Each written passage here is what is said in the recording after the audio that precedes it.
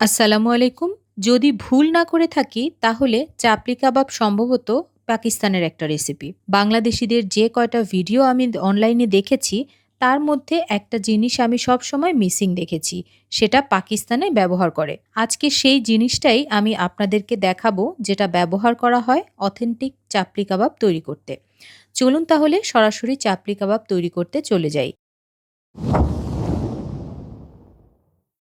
যে জিনিসটা চাপলি কাবাব রেসিপিতে মিসিং পেয়েছি সেটা আর কিছুই না, সেটা হচ্ছে ভুট্টার আটা। এই ভুট্টার আটা বাংলাদেশে পাওয়া যায় না। এ কারণে যে কাজটা আপনারা করতে পারেন, বাজার থেকে ভুট্টা কিনে এনে একটা গ্রাইন্ডারের সাহায্যে গুঁড়ো করে আটা বানিয়ে নিতে পারেন। আপনার যদি কোনো হেভি ডিউটি গ্রাইন্ডার থাকে তাহলে এই কাজটা কিন্তু একেবারেই সহজ। একবারেই হয়তো আটা তৈরি হবে না, এ কারণে আপনাকে ২ থেকে ৩ বার গ্রাইন্ড করার পর একটা চালনির সাহায্যে চেলে আটা বের করে নিতে হবে। আটা তৈরি, চলুন এবার মাংস প্রসেস করতে চলে যাই। চাপলি কাবাব তৈরি করতে কিমা ব্যবহার করা হয়, তাই আজকে আমি ১ কেজি মাংসের কিমা বাড়িতেই তৈরি করে নেব। সবসময় চেষ্টা করবেন চর্বিযুক্ত মাংস নিতে অথবা কিছুটা আলাদা চর্বি মাংসের মধ্যে অ্যাড করে নিতে। কিমা করার সুবিধার্থে আমি এগুলোকে প্রথমেই ছোট ছোট টুকরা করে নেব। এরপর একটা চপারের মধ্যে নিয়ে এগুলোকে খুব ভালোভাবে কিমা করে নেব।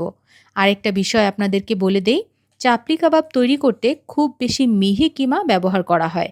তবে আজকে আমি এগুলোকে একেবারে মিহি কিমা করব না, কিছুটা দানা দানা রাখবো যেন কাবাবটা খেতে মুখে লাগে। কিমা তো তৈরি হয়ে গেল, কিন্তু আমার জিনিসপত্রের ১২টা বেজে গিয়েছে তেল চর্বির কারণে। এই জিনিসগুলো কিন্তু পরিষ্কার করা খুবই বিরক্তিকর, সহজে পরিষ্কার হতে চায় না। একটা সলিউশন পেয়েছি, চলুন আপনাদেরকে দেখিয়ে দিই। আমি একটা দারুণ ডিশওয়াশ খুঁজে পেয়েছি। সানবিটের এই লিকুইড ডিশওয়াশ এবং বার দারুণভাবে কাজ করে। এর মধ্যে রয়েছে শক্তিশালী গ্রিস কাটিং ক্ষমতা। আপনি চাইলে এক হাতে ব্যবহার করতে পারবেন, অন্যদিকে হাতের ময়েশ্চার বজায় রাখে। এর ঘ্রাণটাও কিন্তু দারুণ, রিফ্রেশিং লাইম ফ্রেশ ঘ্রাণ। তেল চর্বি যতই কঠিন হোক না কেন খুব বেশি জোড়াজোড়ি করতে হয় না, সহজে উঠে যায়।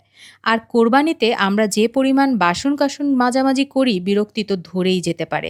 আশা করি সানবিট ডিশ ওয়াশ ব্যবহারে আপনাদের কষ্ট কমিয়ে দিবে আর বিরক্তি ভাবটাও থাকবে না। চলুন তাহলে এবার রান্নায় ফিরে যাই।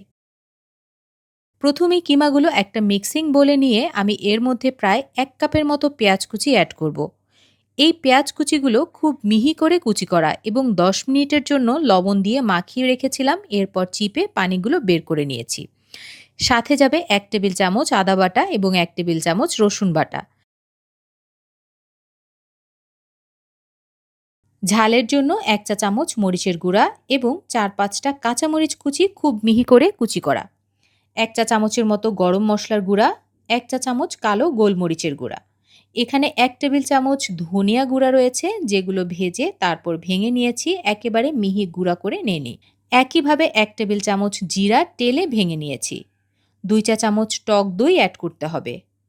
একটার মতো মিডিয়াম সাইজের টমেটো খুব মিহি করে কুচি করে অ্যাড করব। একটা ডিম যাবে। সাথে পরিমাণ মতো লবণ অ্যাড করতে হবে। ভুট্টার আটা প্রায় ৩-৪ টেবিল চামচের মতো অ্যাড করব। এরপর এই সব কিছু খুব ভালোভাবে মাখিয়ে নিয়ে বা মিশিয়ে নিয়ে এটাকে কমপক্ষে আধা ঘন্টার জন্য রেখে দিতে হবে। আপনারা চাইলে ফ্রিজে ২-৩ ঘন্টাও রেখে দিতে পারবেন। এতে করে কিন্তু কাবাবের স্বাদটাও আরও একটু বেড়ে যাবে। এর পরের কাজটা হচ্ছে ভাজা। সাধারণত চাপলি কাবাব অন্যান্য কাবাবের চাইতে একটু বড় হয়। আপনারা যতটুকু পারবেন ততটুকু বড় করে নিতে পারবেন, সমস্যা নেই। তবে আমি আমার পছন্দ মতো সাইজে এটা বানিয়ে নিচ্ছি। এই কাবাবটা কিন্তু মিডিয়াম আর লো এর মাঝামাঝি আঁচে ভাজতে হবে। আরেকটা বিষয় বলে দেই, এটা যদি ফেটে যায় ভয় পাওয়ার কিছু নেই, এটা ভাঙবে না।